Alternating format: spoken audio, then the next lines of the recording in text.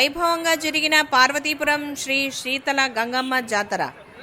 కడప జిల్లాలోని సిద్ధవటం మండలం 1 మాధవరంలోని పార్వతీపురంలో ఈరోజు శ్రీ శీతల గంగమ్మ జాతర వేడుకను ఘనంగా జరిపించారు.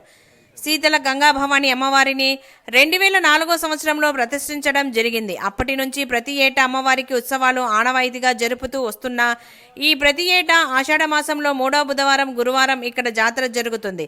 అలాగే జ్యేష్ఠ మాసంలో పౌర్ణమి ముందు రోజు వచ్చే ఏకాదశిలో అమ్మవారి పుట్టినరోజు సందర్భంగా ఉదయాన్నే అమ్మవారికి 108 బిందెలతో అభిషేకం, చండీ హోమం, అన్నదానాలు జరుపుతారు. భక్తులు పెద్ద ఎత్తున అమ్మవారిని దర్శించుకోవడం జరుగుతుంది.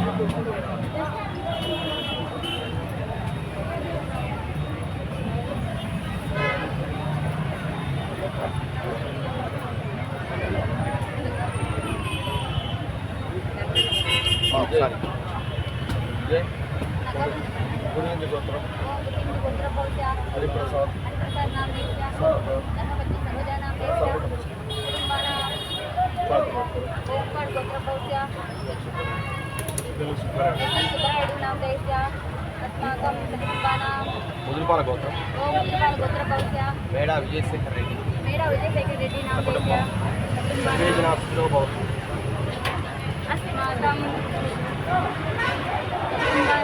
क्षेम स्थैर्य विजय अभय आरोग्य अष्टैश्वर्य सिद्ध्यर्थम धर्मार्थ काममोक्ष चतुर्विध परपुष्प सिद्ध्यर्थम यद्भवति ज्ञानवाहन षोडशोपचार पूजा करिष्ये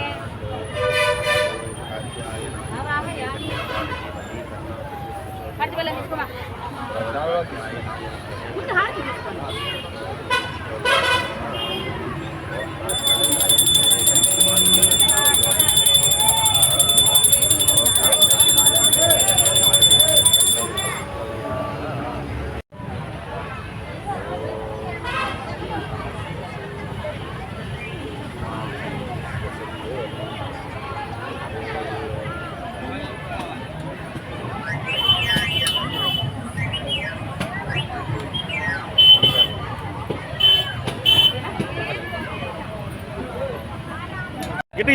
నమస్కారం.